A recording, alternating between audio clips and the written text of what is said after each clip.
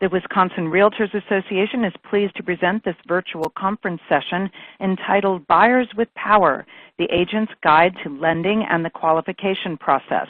We're very pleased to welcome all of you to this session. And now it's my pleasure to introduce today's moderator, Kathy Sandin. Kathy, welcome to the program. Thank you, and hello everyone. I am Kathy Sandin, an agent with Coldwell Banker, the Real Estate Group, and we are located in Egg Harbor, Wisconsin, and also a WRA Real Estate School trustee. One responsibility of the Real Estate School is to provide interesting and informative educational programs to help you in your business. Today's session is full of valuable information guaranteed to help your business, so I hope you take advantage of it and the knowledge our speaker can offer.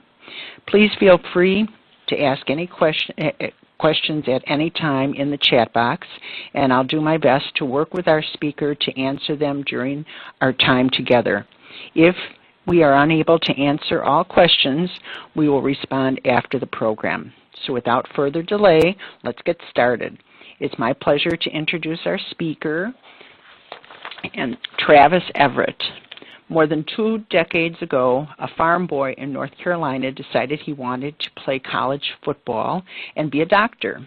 The beginnings of his life story anyone could be proud of. But after attending the University of North Carolina, that farm boy realized he was bad at medicine as he was at football. What he did excel at was talking and helping people, and so a real estate agent was born. Now the owner of a successful real estate school, a national speaker, and the founder of a brokerage firm of over 120 agents, Travis really only wants to know one thing: what can he do today to help you succeed? And Travis, welcome to the WRA virtual conference. Thank you so much, Kathy. I appreciate it, and I was not expecting the introduction treatment this morning, but I guess that's always a fun thing to get. I'm one of those people that when I hear that, I start to wonder if that's really me they're talking about. But I am glad to be with you today and hope that you folks who are joining us electronically are warm and safe in your homes or offices somewhere. I just looked at the weather in Wisconsin, and I am thankful this is done via webinar today. I'm here in North Carolina, and it is a balmy, by comparison, 62 degrees outside, and I know you guys have 18 degrees in the snow, and I'm glad that is you and not me. And so thankfully we have the technology to make this happen virtually, and that's what we're going to do.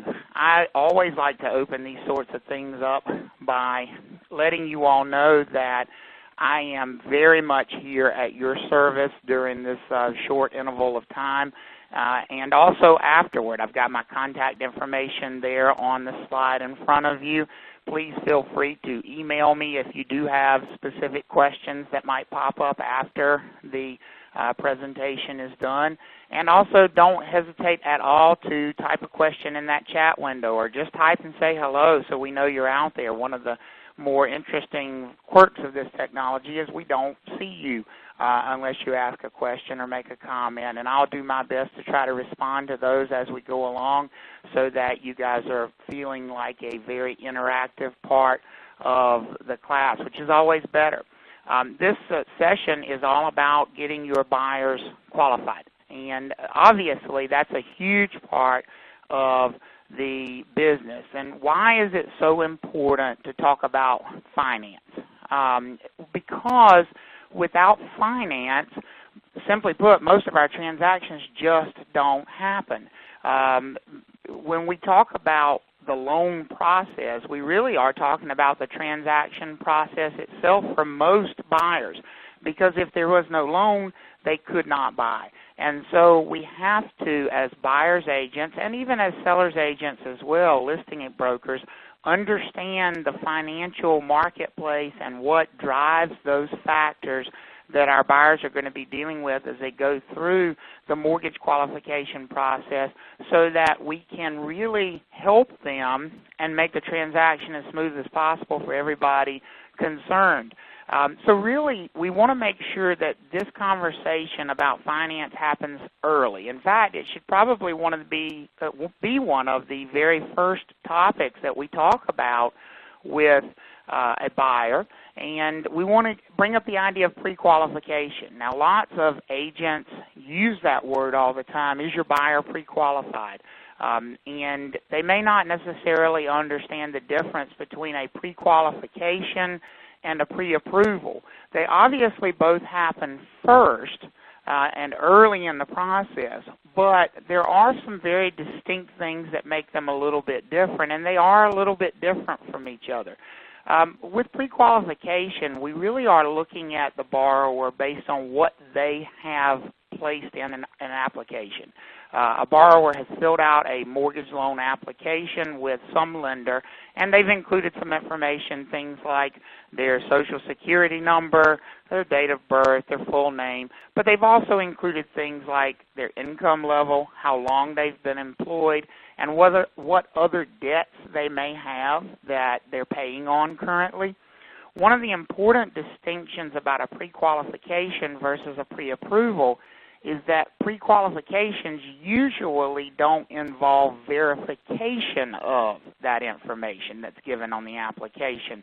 Obviously, they've input their Social Security number, so we may look at a credit report during the pre-qualification, but we might not verify all of those debts. We might not verify income during the pre-qualification process. And so Michael said that we were about 6 slides ahead on the slideshow. I'm not sure why that is, Michael. On my screen, it's not.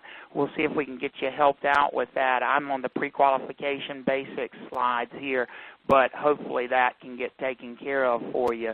When we talk about pre-qualification, though, pre-qualification really just opens the door. It opens the door for the buyer to take a look at what they are doing, what they might qualify for. One of the most important things with pre-qualification is dealing with a local lender. And that is so ultra important because during the pre-qualification process, your buyer is naturally going to have lots of questions. And those questions are always better answered by somebody who works in your local marketplace. It's very tough for the national sort of web-based lenders to answer locally specific questions. Every market has different types of transfer taxes or different customs or different norms, and no market is immune to that. And I've found over the years that if you have a buyer who's dealing with one of the larger national lenders, and that's not to say they might not ultimately want to go with them, but if they're dealing with them for the pre-qualification process, they can sometimes get bad information. And that's never a good thing. We don't want to have that buyer pre-qualified for something other than what they really are qualified for. The other really important part for me as an agent over the years, because quite honestly, we're all agents, we're all looking to service our clients better, we're looking to de-stress our lives just a little bit here. When you have a local lender, they're going to be more responsive to you.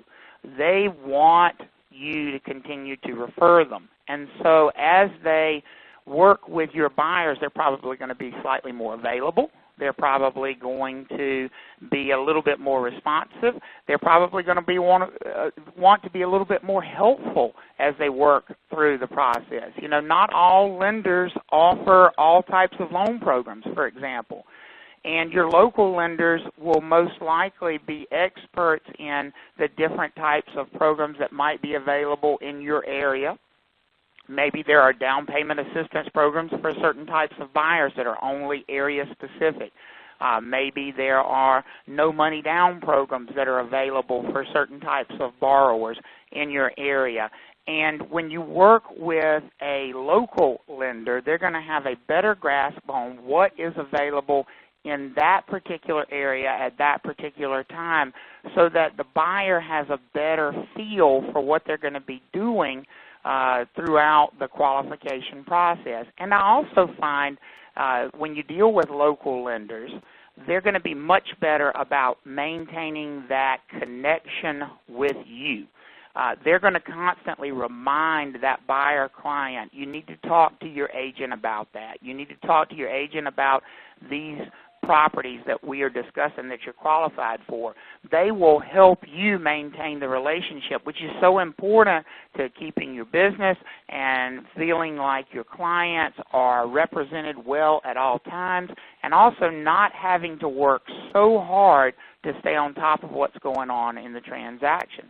The other truth is you should never focus, if you can help it, on one lender. Even if you are dealing with local lenders, the buyer's best interests are almost always served if there are some competition and some competitive factors between different lenders. Are they looking at competing with each other so that they have to offer the best rates or the lowest fees available? And usually your buyer's going to come out better if that's the case. So we always want to have local lenders and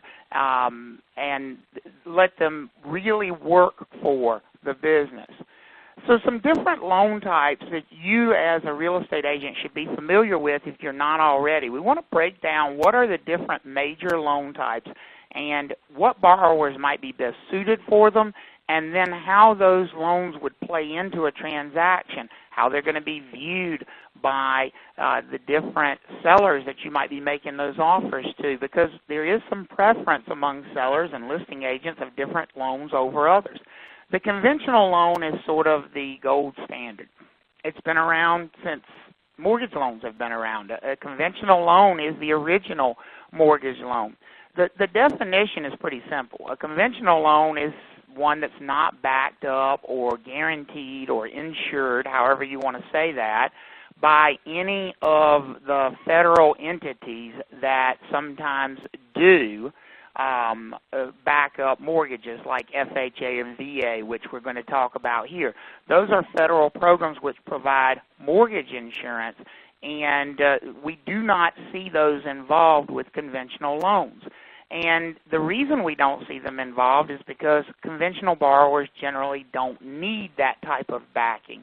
They are the most highly qualified borrowers. So your conventional borrowers are going to be folks who are usually making a higher down payment. That's one of the sort of hallmark signatures of a conventional loan, is that they are making a little bit more of a down payment.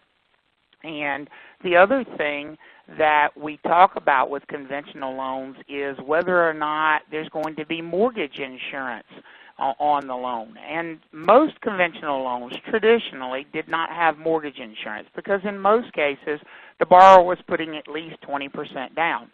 But conventional loans have changed with the times, just like other loan types have focused a little bit more heavily on borrowers who might not have that full 20% to put down. And conventional loans have largely done the same thing. As we've moved along in time, we've noticed that borrowers might not have saved up that 20%. And so we still have some borrowers who qualify in the sense of they have great credit, they have great income, they have a great payment history with their other debts, but they might not have 20% to put down. Perhaps they only have 10% to put down. Well, they can still do that with a conventional loan. They can get a conventional loan that has private mortgage insurance on it. And so private mortgage insurance is also associated with conventional loans versus the government-backed mortgage insurance that we would see with other loan types. So who should go conventional and why should they go conventional? What makes conventional loans the the preferred vehicle, if you will, for most borrowers? Number one, it's going to be viewed very favorably by a seller and a listing agent in most cases if the borrower is offering to pay with a conventional loan. Obviously, cash is and always will be king in most markets. In most times, in most markets, a seller would prefer to see a cash offer. However, as you step down into the world of loans, most sellers and most listing agents, and it's probably more important from the perspective of the listing agents because they're usually the ones advising the sellers, but most sellers and listing agents look at conventional loans as being the best, most likely path toward closing outside of a cash offer, because they know that if this borrower was able to qualify for a conventional finance program, they've most likely gone through the process of being looked at a little bit more closely. They've been scrutinized a little bit more closely. They have probably a little bit better credit score. They might have a little bit more of a down payment. Even if they don't have the 20% to put down, they certainly have a little bit more of a down payment available. The other reason from the borrower's perspective that conventional is the way to go if you can qualify for conventional and if that's something that's within possibility is that the fees associated with conventional loans are almost always going to be quite a bit lower than they would be with any of the government-backed mortgages. The government-backed loans, generally speaking, are going to be a little bit heavier on the fee side of things than most conventional loans. And obviously, none of this is true 100% of the time. And that's why it's always so necessary for borrowers to shop around and to do some comparison shopping and have different lenders competing for their business, because there is no absolute firm rule about how loans will always work. But as a general statement, conventional loans are definitely going to have a little bit lower fees, such as origination fees, maybe funding fees or rate lock fees that might be lower than they would be on the other side of the fence with the government-backed loans. So since we've talked about and mentioned those government-backed loans, let's get into the first big type of government-backed loan, the FHA loan. With the FHA loan, Federal Housing Administration has been around for a very long time now. Basically, since just about the end of World War II, the FHA loan has been one of the primary players in the mortgage finance industry. FHA loans are loans made by private banks. They're not made by the government. The U.S. government does not make loans. That's one of the big misconceptions with things like FHA loans, is that you're borrowing the money from the federal government, and that's not true. These are loans that are made by banks. These are made by mortgage brokers and mortgage bankers. A lot of the same channels that you would go through to get a conventional loan, you would go through those exact same flow charts to get an FHA loan. The same person can help you in many of those cases with FHA versus conventional. But the government does play a major role in these loans. And the role that the government plays in these loans is providing mortgage insurance. These are traditionally thought of as loans that are a little bit riskier than conventional loans. And the reason for that is primarily based around the down payment. FHA loans require a very low down payment, 3.5% in most cases, which means that the borrower is borrowing 96.5% of the loan amount. And if you think about it, that's a very substantial chunk of the value of the property, and it doesn't give the lender a lot of breathing room in the case of a default. You know, one of the things that lenders look at as far as risk when they're deciding how risky a loan is how much equity the borrower might have at any given time. Because if worst happened, if the worst case scenario played out and the borrower was to go into default and we had to have a foreclosure happen, lenders like to see some equity there.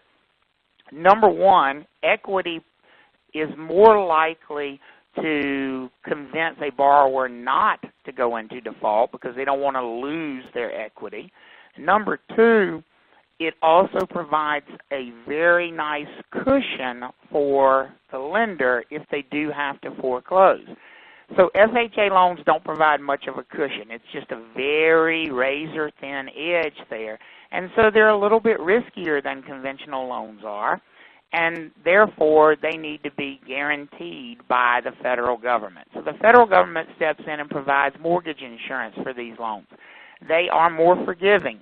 You don't have to bring as much money to closing. They're also more forgiving of things like credit score, for example, or other debt, how many other payments there might be. So you might look at people that, for example, have student loan payments as being good candidates for FHA loans. So why does someone ultimately end up with an FHA loan? Well, a great example of the type of buyers that might end up in FHA loan are first-time home buyers, because first-time home buyers very often in today's industry don't have a ton of cash to put down. They don't have very large down payments. Now, if they do, that's great, and they may be better suited for a conventional loan. But FHA loans have given a vehicle to these borrowers that might be otherwise well qualified, that do not have much of a down payment, so first-time home buyers. Another group of borrowers who might find themselves a little bit more pushed toward FHA loan products are those whose credit is not the best in the world, because FHA is going to be a little bit more forgiving of those who have particular credit issues and who need a little bit more forgiveness in the way of looking past some things. And so that's going to be another conversation for you to have with your potential buyers, especially if you're their buyer's agent, and for them to have with their lender. That's why this is so much a consultation that involves everyone, because we need to make sure that we're getting people paired up with the kind of loan that is going to be best for them. So FHA sort of sounds like a magic pill. There has to be a little bit of a catch, and there is. Since FHA is willing to lend to borrowers who do have some issues, that maybe they don't have as big of a down payment or they don't have the best credit in the world, generally speaking, the costs are going to be a little bit higher for those borrowers. Those folks are going to pay just a little bit more in fees. And the mortgage insurance payments are going to be more expensive for many FHA borrowers than they might be on a conventional loan. So a conventional borrower who's able to put 10% down might still have a mortgage insurance payment, but it's not going to be, in most cases, nearly the amount of the monthly mortgage insurance payment on an FHA loan. And then the last bullet point there on your slide, which is probably one of the biggest knocks on the FHA loan program, is simply that the mortgage insurance payment never goes away in an FHA loan. That is a fairly recent change that came about as a result of the financial collapse, the market meltdown we had in the late 2000s.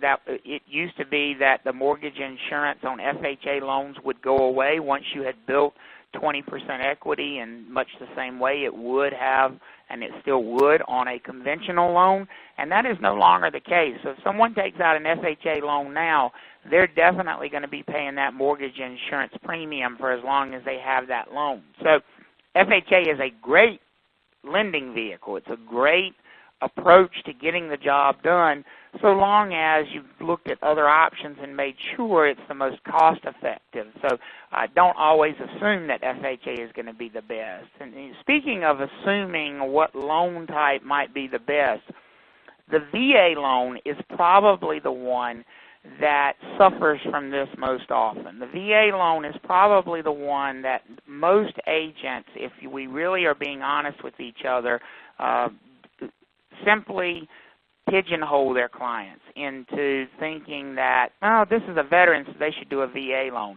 And truthfully, agents don't have to do much of that. A lot of times the veterans themselves will put themselves in that position. I've very often, in the years I've been in the business, dealt with veterans. We have lots of different military bases here in North Carolina, so we have lots of buyers who are military related, have been discharged from the military or have retired from the military, and many of them come in with the assumption that the VA loan is automatically going to be the best thing for them. And that is not to say VA loans are not a great product. They are a fantastic product, but they're not perfect for everyone, just like no loan is perfect for everyone. So basics of the VA loan, and then we'll talk about who they are a good fit for. These are loans, again, made by private banks. The government doesn't lend these. And the government, in the form of the VA, is providing mortgage insurance on them, and they're only available to veterans and their qualifying spouses. Not all Americans qualify for VA loans, and so you have to have an entitlement to a VA loan in order to obtain one. And the only folks who have an entitlement to one are veterans and the spouses who still qualify of veterans. So that's something to keep in mind, is does someone have that VA entitlement? Now, why are VA loans such a great tool for our service people? The biggest and boldest headline about VA loans is that they do not require a down payment. You're talking about 100% financing here, and not only is it 100% financing in the sense of I'm not making a down payment, even the closing costs and funding fees, the mortgage insurance fees, can be rolled into the value of the loan so that a VA borrower can truly walk into the door of their new home with having little to no cash outlay.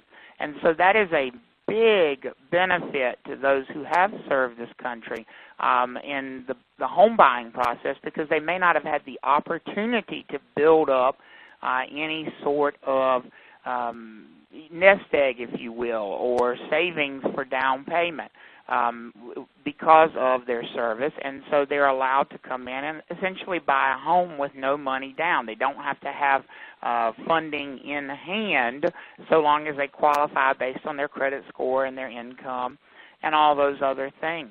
You know, when you talk about qualifying borrowers and dealing with buyers, the big question we always have to ask ourselves is, are you really listening to what they say?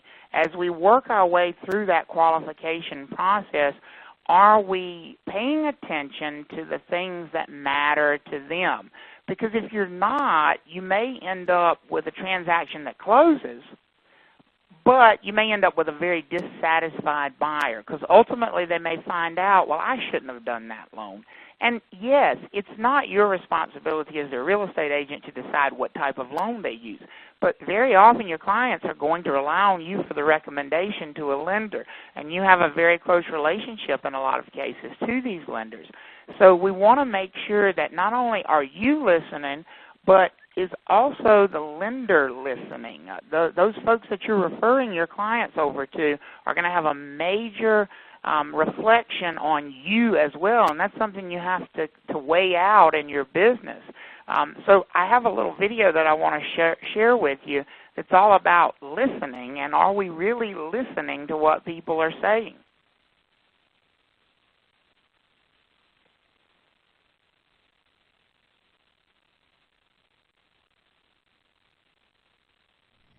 It's just, there's all this pressure, you know? And sometimes it feels like it's right up on me, and I can just feel it, like literally feel it in my head, and it's relentless, and I don't know if it's going to stop. I mean, that's the thing that scares me the most, is that I don't know if it's ever going to stop. Yeah. Well, you do have a nail in your head. It is not about the nail. Are you sure? Because, I mean, I'll bet if we got that out of there... Stop trying to fix it. No, I'm not trying to fix it. I'm just pointing out that maybe the nail is causing... You always do this. You always try to fix things when what I really need is for you to just listen. No, see, I don't think that is what you need. I think what you need is to get the nail out. See, you're not even listening now. Okay, fine. I will listen. Fine.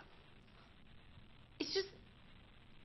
sometimes it's like there's this achy...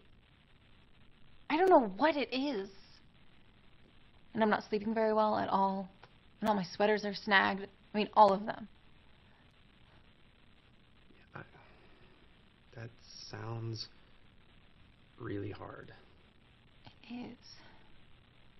Thank you. Ow! Come on, if you would just... Don't. Try to see things my way.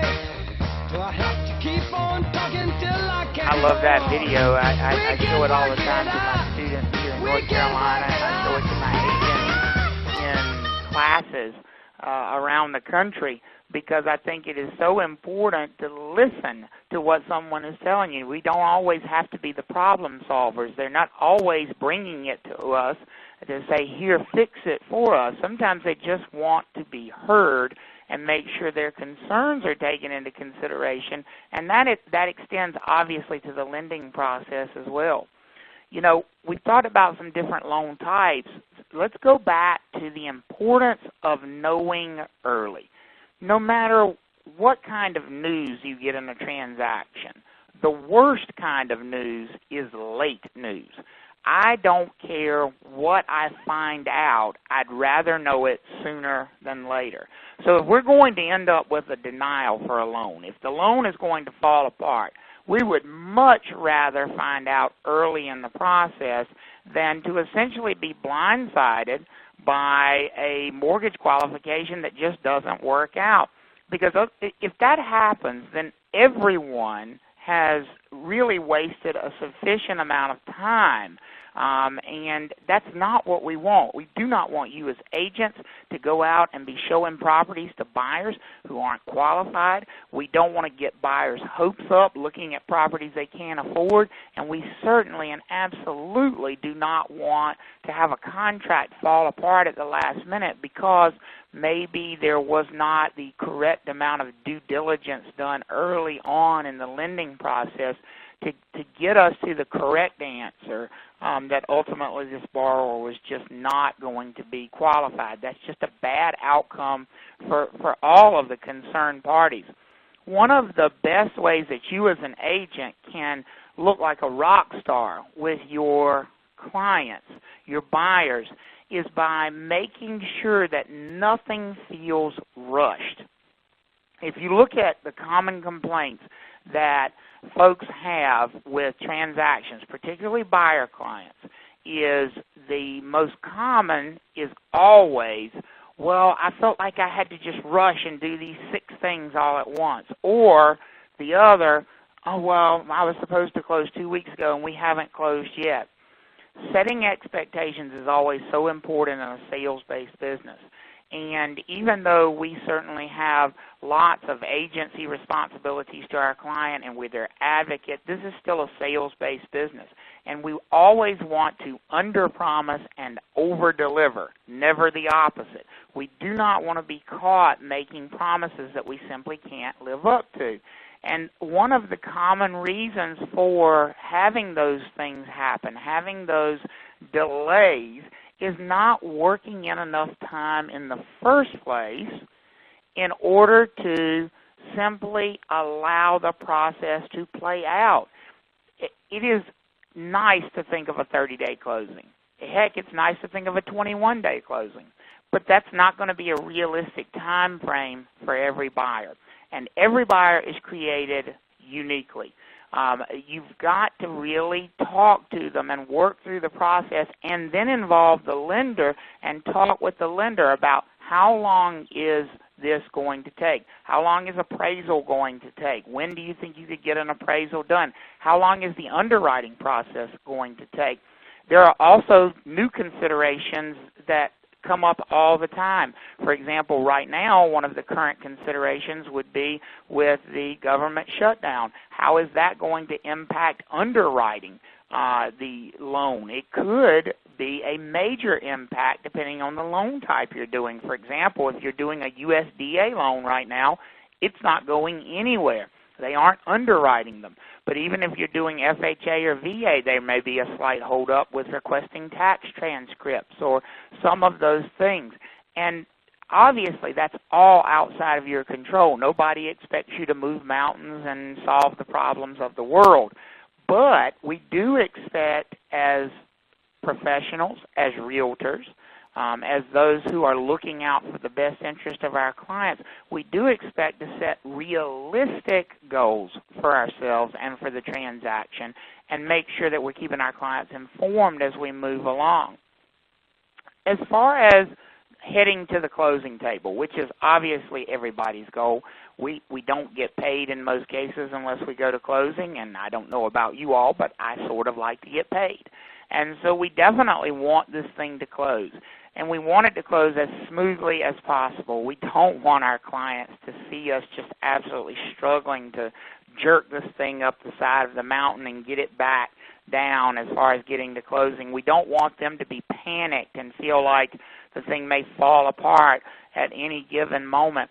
And one of the best ways that we can create a seamless sort of transaction where we don't have a lot of disruption and a lot of fear of failure is to work real closely with the lender all the way through the closing, and also involve the title company or closing attorney, whichever you happen to be using in the transaction, with that conversation and really get everybody on the same page.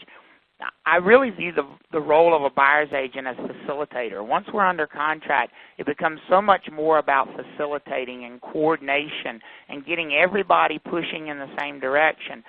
For example, one of the things I will always do with a lender early in the transaction is to say, listen, make me your point of contact. Even if it's just paperwork that you need from the buyer, make me your point of contact because I'll be glad to follow up with them. I'll be glad to make sure it happens.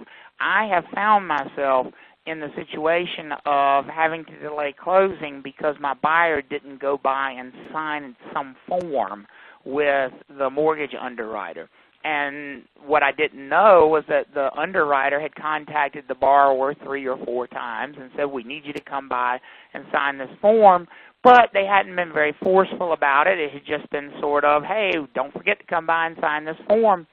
And I didn't know that process was unfolding until we had a delay.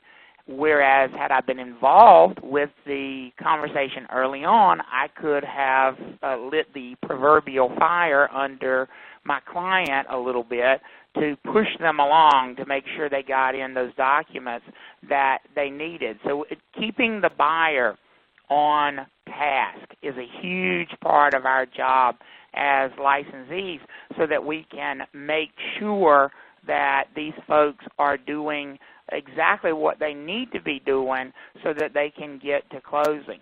You know, in summation, buyers are almost always in this thing to buy a house. And I know that sounds patently obvious. It sounds silly to even say it, but sometimes I think we lose sight of the most important goal.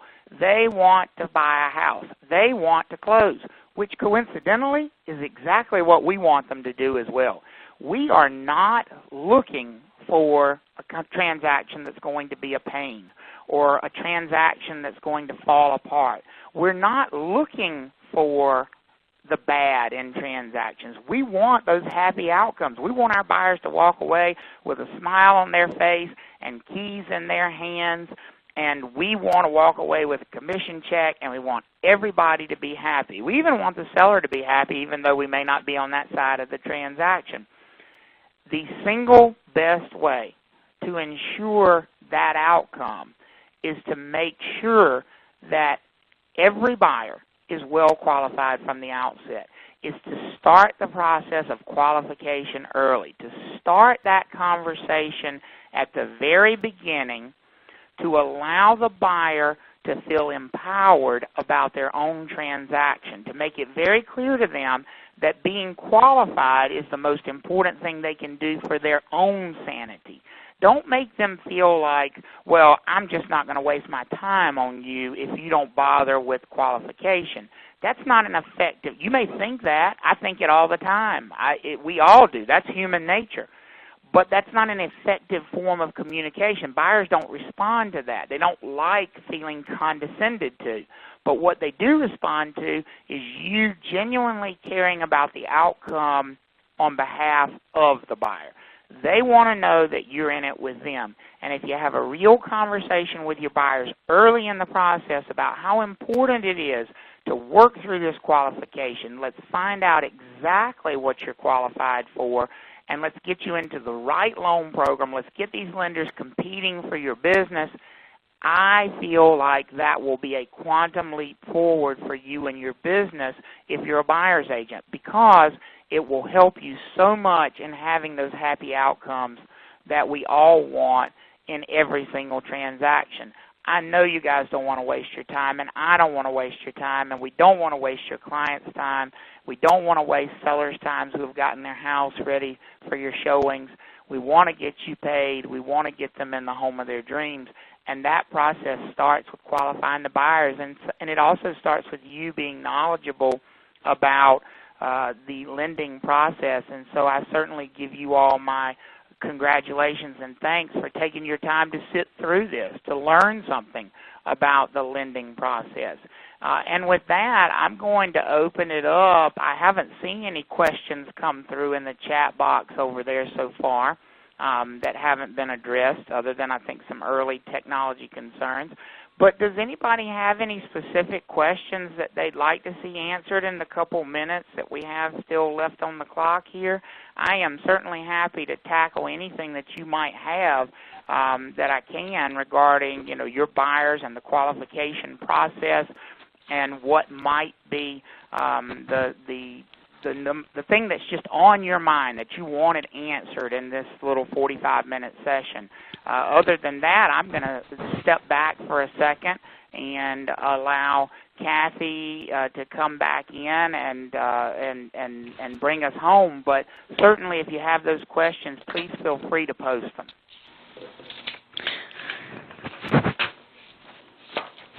Thank you, Travis. Thank you. It does not. Looks like everybody is pretty clear here. Very good. I was just giving people a moment to type in. But if not, we can bring this virtual conference session to a close. This has now concluded. Please close this window to exit out of this session and return to the main conference site to choose the next session to attend from the Day 1 agenda page. Thank you, and you may now disconnect.